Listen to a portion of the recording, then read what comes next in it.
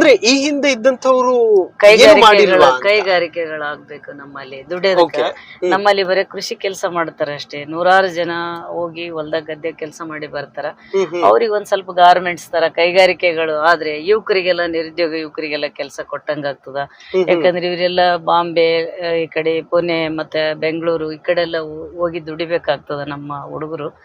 ಅವರಿಗೆಲ್ಲ ವಿದ್ಯಾವಂತ ನಿರುದ್ಯೋಗ ಯುವಕರಿಗೆಲ್ಲ ನಮ್ಮಲ್ಲಿ ಗಾರ್ಮೆಂಟ್ಸ್ ಆದ್ರೆ, ಕೆಲ ಕೈಗಾರಿಕೆಗಳಾದ್ರೆ ಅವರಿಗೆ ನಾವು ಕೆಲಸ ಕೊಡಬಹುದು ಅನ್ನೋಂಥದ್ದು ನಂದು ಬಹಳ ದೊಡ್ಡ ಕನಸು ಸರ್.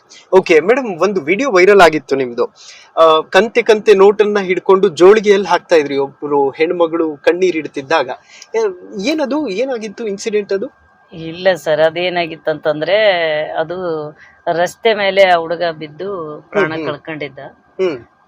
ಹಂಗಾಗಿ ನಾವು ಈಗ ಅದನ್ನ ನಾನ್ ಕೊಟ್ಟಿದ್ದಲ್ಲ ಅಷ್ಟು ದುಡ್ಡು, ಎಲ್ಲಾರು ಸೇರಿ, ನಾನು MLA ಆದ್ಮೇಲೆ ಕೂಡ ಅಲ್ಲಿ ಇರೋರೆಲ್ಲಾರು ಮುಖಂಡರು ನಾವು ಎಲ್ಲರೂ ಸೇರಿ ಅವ್ರಿಗೆ ಏನಾದ್ರು, ಈಗ ಯಾಕಂದ್ರೆ ರೋಡಿನ ಮೇಲೆ ಬಿದ್ಸತ್ರ ಪರಿಹಾರ ಬರಲ್ಲ ಅವ್ರಿಗೆ. ಏನ್ ಮಾಡೋದು, ನಾವು ಕೊಟ್ರೆ 50,000 ಅಷ್ಟು 1 ಲಕ್ಷ ಏನೋ ಒಂದ್ ನನ್ನ ಇದರಲ್ಲಿ ಕೊಡ್ಬೋದು. 4 ಲಕ್ಷ ಕೊಡ್ಬೇಕಂದ್ರೆ ನನ್ ಕಡೆಯಿಂದ ಕೊಡಕ್ ಆಗೋದಿಲ್ಲ. ಏನ್ ಮಾಡೋದು 4-5 ಲಕ್ಷ ಅಂತಂದಾಗ ಎಲ್ಲರೂ ನಮ್ಮ ಮುಖಂಡರಿಗೆ ನನ್ ಜೊತೆಲಿ ಇದ್ರಲ್ಲ ಎಲ್ಲರೂ 50,000 ಹಂಗ 10,000 15,000 ಎಲ್ಲ ಜೋಡಿಸಿ ನಾವು ಅವರಿಗೆ ಉಡಿ ತುಂಬಿ ಅವ್ರಿಗೆ ಪಾಪ ತಂದೆ ತಾಯಿ, ನೊಂದು ತಂದೆ ತಾಯಿಗೆ ನಾವು ಕೊಟ್ಟಿವಿ. ಓಕೆ, ದೇವದುರ್ಗದ ಕ್ಷೇತ್ರದ ಜನರ ಋಣವನ್ನ ದುರ್ಗಿ ಕಡೆಯಿಂದ ತೀರಿಸೋದಕ್ಕೆ ಆಗ್ತಿದೆಯಾ ಅಂತ? 100% ನನಗ ಆಗ್ತದ ಸರ್, ಯಾವ್ದು ಆಗೋದಿಲ್ಲ ಅಂತಲ್ಲ. ಅವರು ಋಣ ಅನ್ನೋದಕ್ಕಿಂತ ಅವರು ಬದಲಾವಣೆ ಬಯಸಿದ್ರು, ಮತ್ತೆ ನನಗೊಂದು ಅವಕಾಶ ಕೊಟ್ಟಾರಲ್ಲ, ಅದನ್ನ ನಾನು ಅವ್ರದ್ದೇನು ದೊಡ್ಡದು ಜವಾಬ್ದಾರಿ ಏನಿಲ್ಲ. ಸರಳವಾಗಿ ಅಧಿಕಾರಿಗಳು ಮಾತು ಕೇಳ್ಕೊಂಡು ಎಲ್ಲಾ ಇಲಾಖೆ ಅಧಿಕಾರಿಗಳು ಸ್ವಲ್ಪ ನನ್ನ ಒಂದು ಕೆಲಸಗಳು ಮಾಡಿಕೊಟ್ಟು ಬಿಟ್ರೆ, ಜನರಿಗೆ ಮುಟ್ಟಂತ ಕೆಲಸ ಮಾಡಿಕೊಟ್ಟು ಬಿಟ್ರೆ ನಾ ಋಣ ತೀರಿಸಿದಂಗನೆ. ಇಲ್ಲಿ ಅಧಿಕಾರಿಗಳು ಒಂಚೂರು ಏನಾದ್ರು ಸರ್ಕಾರ ಅದಾದ ಇದಾದ ಅಂತೇಳಿ ನಿರ್ಲಕ್ಷ್ಯ ತೋರಿಸಿದಾಗ ಇನ್ನೇನಪ್ಪ ನಾನು ಮಾಡಕ್ ಆಗ್ತದ ಇಲ್ಲ ಅನ್ನೋದು ನನಗ ಅನಿಸ್ತದೆ.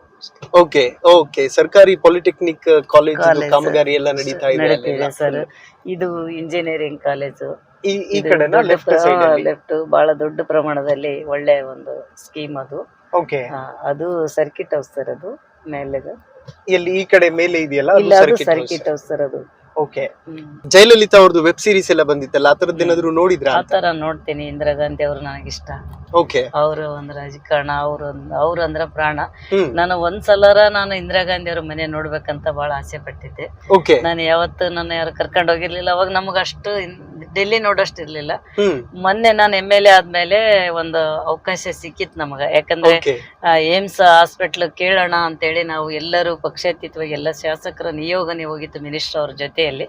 ಅವಾಗ ನಾನು ಹೋದಾಗ ಅಲ್ಲಿ ಬೇರೆ ನಾನೇನಿಲ್ಲ, ಇಂಡಿಯಾ ಗೇಟ್ ಮತ್ತೆ ಇಂದಿರಾ ಗಾಂಧಿ ಅವರು ಮನೆ ನೋಡಿದೆ ನಾನು. ಅವರು ಸರಳತೆ, ಅವರು ಇಷ್ಟು ದೊಡ್ಡ ಪ್ರಧಾನ ಮಂತ್ರಿಗಳಾಗಿ ಇಷ್ಟೆಲ್ಲ ದೊಡ್ಡ ಸಾಧನೆ ಮಾಡಿದ್ರೆ ಅವ್ರು ಹೆಂಗದಾರ ಅವ್ರದ್ದು ಪ್ರತಿಯೊಂದನ್ನು ನಾನು ಕಣ್ಣು ತುಂಬಿಕೊಂಡು ಬಂದಿದ್ದೆ. ಓಕೆ, ಇಂದಿರಾ ಗಾಂಧಿ ಅಂತ ಹೇಳ್ತಿದ್ದೀರಿ, JDS ಈಗ ಬಿಜೆಪಿ ಜೊತೆ ಸೇರ್ಕೊಂಡಿದೆ. ಇಲ್ಲ ಸರ್, ಅದು ಪಕ್ಷದ ತೀರ್ಮಾನ, ವರಿಷ್ಠರ ತೀರ್ಮಾನ. ನಾನು ವೈಯಕ್ತಿಕವಾಗಿ ಇಂದಿರಾ ಗಾಂಧಿ ಅವರ ಜೀವನ ಏನ್ ನಾವಿನ್ನ ತಿಳ್ಕೊಂಡಿಲ್ಲ, ಸಾಕಷ್ಟು ಓದ್ಬಹುದು ಅಂತ ಒಂದು. ದೇವೇಗೌಡರನ್ನ ಪಕ್ಷಾತೀತವಾಗಿ ಎಲ್ಲರೂ ಇಷ್ಟಪಡ್ತಾರ ಅದೇ ತರ ಇದು ಕಾಯ್ಕೆನಲ್ಲೂ ದೇವೇಗೌಡರು ಮಾಡಿದ್ದೇವೆಲ್ಲ. ವೆಲ್ ವೀಕ್ಷಕರೇ, ಈಗ ದೇವಸ್ಥಾನಕ್ಕೆ ಹೋಗಿ ದೇವರ ದರ್ಶನವನ್ನ ಪಡೆದು ಅದಾದ ನಂತರ ಪ್ರಾರ್ಥನೆ ಇರುತ್ತೆ. HD ಕುಮಾರಸ್ವಾಮಿ ಅವರು ಶೀಘ್ರದಲ್ಲೇ ಗುಣಮುಖರಾಗಲಿ ಅನ್ನುವಂತಹ ನಿಟ್ಟಿನಲ್ಲಿ ಇನ್ನೊಂದಷ್ಟು ಮಾತನಾಡೋಣ ಒಂದು ಸಣ್ಣ ವಿರಾಮದ ನಂತರ.